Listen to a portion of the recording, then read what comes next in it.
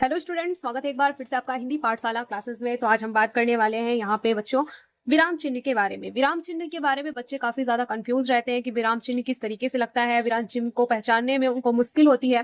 तो ये सब चीजें आज मैं आपको बताने वाली हूँ, बहुत सरल तरीके से आपको समझ में आ जाएगा। एक एक ट्रिक लेकर आई हूँ जिससे कि आपको बढ़िया से समझ में आ जाएगा कि विराम चिन्ह क्या होता है, विराम चिन्ह कितने होते हैं, इसको पहचाने कैसे, कौन कौन से विराम चिन्ह होते हैं। ठीक है, वो सब चीजें मैं आपको बताने वाली हूँ। बट उससे पहले आप लोग क्या करोगे, चैनल को सब्सक्राइब करोगे, वीडियो को लाइक करोगे और फटाफट अपने दोस्तों के साथ शेयर कर दोगे। तो चलिए अब हम वीडियो को देख लेते हैं, अच्छी तरीके से इसे समझ लेते हैं। ठीक है, तो सबसे पहले हम देख लेंगे यहाँ पे विराम चिन्ह मैंने डाला हुआ है। मोस्ट इंपॉर्टेंट, ये सभी जो विद्यार्थी हैं, सभी स्टूडेंट के लिए ये बहुत ज्यादा इंपॉर्टेंट है। जब हम बचपन में हिंदी लिखना सीखते हैं तो हमें क्या कंफ्यूजन हो जाती है कि कहाँ पे रुकना है, कहाँ पे ठहरना है, किस तरीके से हमें फुल स्टॉप होना है। तो वो सब चीजें आपको बहुत ज्यादा कंफ्यूज कर देती है। ठीक है, जो बचपन में सीखा रहता है वो आगे चल के अच्छी तरीके से उसे समझ लेता है। बट जो अगर बचपन में ही ये सब चीजें नहीं सीखता, आगे चल के उसे और ज्यादा प्रॉब्लम होती है। तो चलिए हम देख लेते हैं इसको, विराम चिन्ह को विराम चिन्ह कहते किसे हैं और विराम चिन्ह की अच्छी से अच्छी तरीके से परिभाषा। तो सबसे पहले हम परिभाषा की बात कर लेते हैं। तो यहाँ पे सबसे पहले आपको यहाँ पे सुनने की जरूरत है, अच्छी तरीके से आप इसे सुनिएगा, फिर समझने की कोशिश कीजिएगा। ठीक है, विराम चिन्ह वे चिन्ह होते हैं जो पढ़ते हैं या लिखते हैं। ठीक है, विराम चिन्ह वो चिन्ह होते हैं जो पढ़ते या लिखते समय हमें कहाँ रुकना है, कहाँ ठहरना है और कैसे बोलना है ये बताते हैं। ठीक है, विराम चिन्ह क्या होते हैं? विराम चिन्ह वो होते हैं जो हम पढ़ते हैं या लिखते हैं, हमें किस समय कहाँ पे रुकना है, किस तरीके से कहाँ पे विराम चिन्ह का प्रयोग करना है, बोलते समय कहाँ पे ठहराव करना है, वो सब चीजें विराम चिन्ह होते हैं। ठीक है, तो यहाँ पे विराम चिन्ह हो जाते हैं। ठीक है, अब इसको हम ट्रिक के तरीके से समझने की कोशिश करेंगे। ट्रिक हमारा जो बहुत आसान है, जिसको बच्चा भी इसे समझ लेगा तो जान लेगा कि विराम चिन्ह क्या होता है। तो विराम चिन्ह यहाँ पे हम देख लेंगे कि विराम चिन्ह जैसे सड़क पर लाल बत्ती हमें रोकती है, वैसे ही विराम चिन्ह हमें पढ़ते समय रुकना सिखाती है। ठीक है, अब जैसे हम सड़क पर चल रहे हैं और रेड लाइट जो होती है वो जलती है, तो हम क्या करते हैं, रुक जाते हैं क्योंकि खतरा होता है, तो उस टाइम पे खतरा होता है। ठीक है, इसी तरीके से विराम चिन्ह भी जब हम शब्द को पढ़ते हैं या लिखते हैं तब रुकना बहुत ज्यादा इंपॉर्टेंट हो जाता है। ठीक है, उसी को हम विराम चिन्ह कहेंगे। ठीक है, इस तरीके से आप लोग देख लीजिए, मैंने लिखा भी है, एक एक तरीके से आप लोग अच्छी तरीके से इसे समझ लीजिएगा। मैं दोहराऊंगी भी जिससे कि आप लोग को अच्छी तरीके से समझ में आ जाए। ठीक है, कोई डाउट हो तो आप लोग कमेंट में जरूर पूछिएगा। चलिए आगे हम देख लेते हैं। अब आगे आसान उदाहरण में हम देखेंगे बिना विराम चिन्ह के। बिना विराम चिन्ह के कैसे हम देखेंगे शब्द को? तो ये राम सीता जंगल गए, खाना खाए, सो गए। ठीक है, इसमें क्या लगा, राम सीता जंगल गए, खाना खाए, सो गए। इसमें कोई विराम चिन्ह आपको देखने को नहीं मिला है। ठीक है, और ये शब्द देखने में बहुत ज्यादा अटपटा लग रहा है। ठीक है, पढ़ने में भी कोई रुचि, कोई उत्साह नहीं आ रहा है। ठीक है, अब विराम चिन्ह के साथ हम इसको पढ़ेंगे। विराम चिन्ह के साथ इसको हम पढ़ने के बाद अब इसको हम देखते हैं किस तरीके से। राम सीता जंगल गए, खाना खाए, सो गए। ठीक है, ये कितना आसान लग रहा है पढ़ने में और अच्छा भी लग रहा है। ठीक है, तो राम सीता जंगल गए, खाना खाए और सो गए। यहाँ पे शब्दों में रुकावट, यहाँ पे शब्दों में क्या है, रुकना सिखाती है। यहाँ पे विराम चिन्ह का प्रयोग किया गया है। देखो यहाँ पे किया गया, यहाँ पे। ठीक है, यहाँ पे।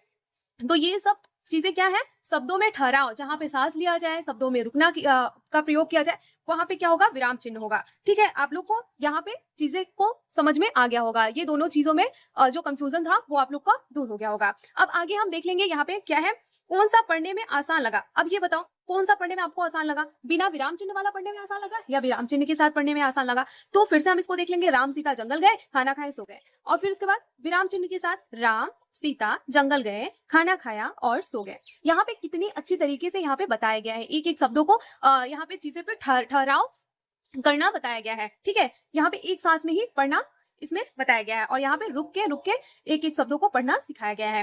ठीक है, अब मुख्य विराम चिन्ह के बारे में हम जान लेते हैं, जो कि अक्सर प्रयोग में लाए जाते हैं और अक्सर एग्जाम में पूछे जाते हैं। ठीक है, तो उनको चलिए देख लेते हैं। साथ ही साथ और जो 14 विराम चिन्ह है उनके बारे में हम डिस्कस करेंगे। तो चलिए हम पहले मुख्य विराम चिन्ह और उनकी पहचान के बारे में जानकारी ले लेते हैं। तो पहला है हमारा पूर्ण विराम। पूर्ण विराम, पूरा रुकना। अब पूरा रुकना का क्या है, जैसे मैं स्कूल गया तो वहां पे लास्ट में क्या होगा, पूर्ण विराम होगा। ठीक है, ये चीजें आप लोग को बिल्कुल ध्यान में रखना है। पूर्ण विराम का चिन्ह यहाँ पे मैंने बता दिया है, लिख दिया है, तो आप लोग उसको नोट कर लीजिएगा। अब सेकंड चीज हमारा क्या आता है, अल्प विराम। अल्प विराम, यहाँ पे छोटी सी बिंदी है, थोड़ा रुकना है यहाँ पे। और जैसे आम हो गया, सेब हो गया, केला हो गया, तो ये सब चीजें बोलते समय हमें क्या रुकना है। ठीक है, आम सेब केला इस तरीके से नहीं बोलना है, आम सेब केला इस तरीके से ठहराव, रुकना, थोड़ा रुकना हो जाएगा हमारा। ठीक है, अब हम बात कर लेते हैं प्रश्नवाचक चिन्ह। प्रश्नवाचक चिन्ह सबको समझ में आता है कि प्रश्नवाचक, यहाँ पे सवाल पूछने में, जैसे कि हम किसी से सवाल पूछते हैं तो यहाँ पे प्रश्नवाचक चिन्ह लगाते हैं। ठीक है, तो जैसे हो जाएगा हमारा तुम कहाँ जा रहे हो। ठीक है, तुम कहाँ जा रहे हो, तो लास्ट में क्या आएगा हमारा प्रश्नवाचक चिन्ह आ जाएगा। यहाँ पे आप लोग यहाँ पे देख सकते हैं। अब हम आगे देख लेते हैं विषय में बोधक। ठीक है, खुशी दुख आश्चर्य। ठीक है, खुशी दुख आश्चर्य में इसका प्रयोग किया जाता है। इस तरीके से डॉट होगा, फिर नीचे बिंदी होगी, आप लोग इसे नोटिस कर लीजिएगा। इस तरीके से यहाँ पे इसका चिन्ह होता है। और ये किस में प्रयोग होता है, जैसे बहुत ज्यादा कोई खुशी हो गया, कोई बहुत ज्यादा दुख ही हो गया, बहुत ज्यादा आश्चर्यचकित हो गया, तो ये सब में प्रयोग किया जाता है। जैसे हम उदाहरण में देख लेते हैं, वाह बहुत अच्छा। वाह के आगे क्या आता है, विस्मय बोधक। ठीक है, विस्मय बोधक विराम चिन्ह आ जाएगा। यहाँ पे आप लोग देख लीजिए, इस तरीके से मैंने लिखा हुआ है। अब इसमें कोई आप लोग को कंफ्यूजन हो तो आप लोग मुझे कमेंट जरूर कीजिएगा। फिर से हम इसको एक बार देख लेते हैं। आप लोग को कहीं कंफ्यूजन हो तो आप लोग मुझसे जरूर पूछिएगा, और फिर आगे की हम 14 के बारे में डिस्कस करेंगे। ठीक है, विराम चिन्ह क्या होते हैं, विराम चिन्ह वे चिन्ह होते हैं जो पढ़ते हैं लिखते समय हमें कहाँ रुकना है, कहाँ ठहरना है और कैसे बोलना है, ये बताते हैं। अब ट्रिक के आधार से हम देख लेंगे। यहाँ पे ट्रिक के आधार पे ये, जैसे सड़क पर लाल बत्ती हमें रोकती है, वैसे ही विराम चिन्ह में हमें पढ़ते समय रुकना सिखाती है। अब आसान उदाहरण में हम देख लेंगे बिना विराम चिन्ह के। जो बिना विराम चिन्ह के हम इसको देखते हैं, तो राम सीता जंगल गए, खाना खाए, सो गए। यहाँ पे कहीं रुकना नहीं था, कहीं सांस भी नहीं लेना था, तो वो क्या होगा, विराम के होंगे। अब विराम चिन्ह के साथ राम सीता जंगल गए, खाना खाया, सो गए। यहाँ पे रुकना, ठहराव, ठहरना, यहाँ पे रुकना और ठहराना सिखाता है। ठीक है, अब हम कौन सा पढ़ने में आसान लगा ये बताओ। आपसे मैंने पूछा इन दोनों में से कौन से पढ़ना में आसान लगा, वो आप लोग को मुझे कमेंट में बताना है। ठीक है, अब मुख्य विराम चिन्ह और उनकी पहचान। जो अक्सर विराम चिन्ह हम लोग लगाते हैं, जो पूछे जाते हैं, ठीक है, उनके बारे में हमने आपको यहाँ पे बताया। ठीक है, अब हम इनको देख लेंगे। पूर्ण विराम, इस तरीके से एक लाइन हैगा, पूरा रुकना, जैसे मैं स्कूल गया। अब दूसरा आता है हमारा अल्प विराम, इस तरीके से कॉमा, फिर थोड़ा रुकना, जैसे आम, सेब, केला। ठीक है, प्रश्नवाचक चिन्ह में क्वेश्चन डॉट, जैसे सवाल पूछने में तुम कहाँ जा रहे हो। ठीक है, आप लोग इस तरीके से देख लीजिए। अब आता है हमारा विस्मयावधि बोधक। यहाँ पे पहले डॉट होगा, फिर ठीक है लाइन, फिर डॉट, फिर खुशी दुख आश्चर्य। जैसे कोई खुशी में बहुत ज्यादा है, दुख में है, आश्चर्य में है, तो वैसे वाह, हाय। ठीक है, तो बहुत अच्छा। तो इस तरीके से हमने इतना विराम चिन्ह के बारे में जानकारी ले ली है, उदाहरण के साथ, ट्रिक के साथ। अब हम बाकियों के 14 के बारे में आप लोग को बताने वाले हैं। ठीक है, जो कि बहुत आसान है, आप लोग बस ध्यान से सुनिएगा और चिन्ह को पहचानने की कोशिश कीजिएगा। ठीक है, चलिए आगे बढ़ते हैं।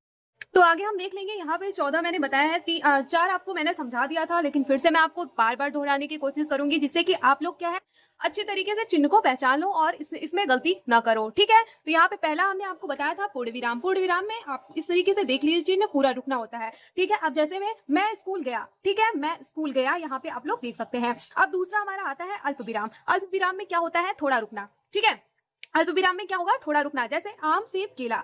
ठीक है, आगे हम तीसरे में देख लेंगे तो अर्ध विराम। अर्ध विराम में क्या होगा, थोड़ा बड़ा रुकना। ठीक है, जैसे राम पढ़ता है, श्याम खेलता है। ठीक है, प्रश्नवाचक चिन्ह में हम देख लेंगे। यहाँ पे प्रश्नवाचक चिन्ह हमारा आ जाता है, तो यहाँ पे क्वेश्चन मार्क है, सवाल पूछने में इसका प्रयोग किया जाता है, जैसे तुम कहाँ जा रहे हो। ठीक है, तो यहाँ पे प्रश्नवाचक क्वेश्चन पूछने में आ जाता है हमारा। अब हम पांचवा देख लेंगे, विस्मयादि बोधक। विस्मयादि बोधक में आ जाता है हमारा इस तरीके से डॉट, फिर उसके बाद वाह, बहुत अच्छा, खुशी दुख आश्चर्य में इसका प्रयोग किया जाता है। अब हम आगे देख लेंगे। यहाँ पे द्विबिंदु। द्विबिंदु का प्रयोग कुछ बताने या सूचना शुरू करने में इसका प्रयोग किया जाता है, जैसे मेरे पास ये चीज है, किताब, पेन। ठीक है, इस तरीके से आप लोग ध्यान रखिएगा। अब आगे हम देख लेंगे, यहाँ पे ये चिन्ह है उदाहरण। उदाहरण चिन्ह को हम इस तरीके से हम देख लेंगे। यहाँ पे डबल है, ठीक है, डबल कॉमा।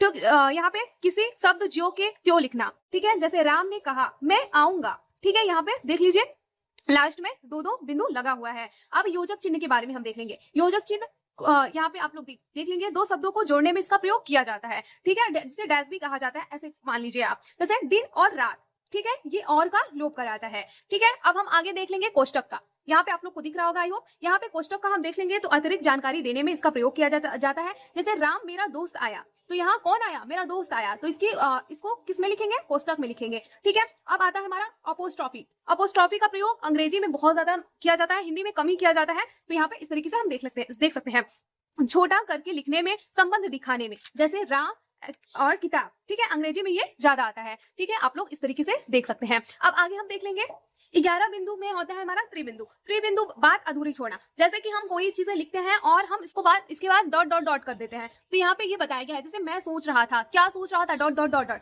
ठीक है, फिर उसके बाद आता है हमारा डैश। डैश अचानक रुकना या जोड़ देना, जैसे मैं जा रहा था तभी बारिश हो गई। ठीक है, यहाँ पे इस तरीके से बताया गया है। अब हमारा 13वां आ जाता है स्लैश। स्लैश में यहाँ पे विकल्प में या छुपा होता है। ठीक है, दिखाने में, जैसे हाँ या ना।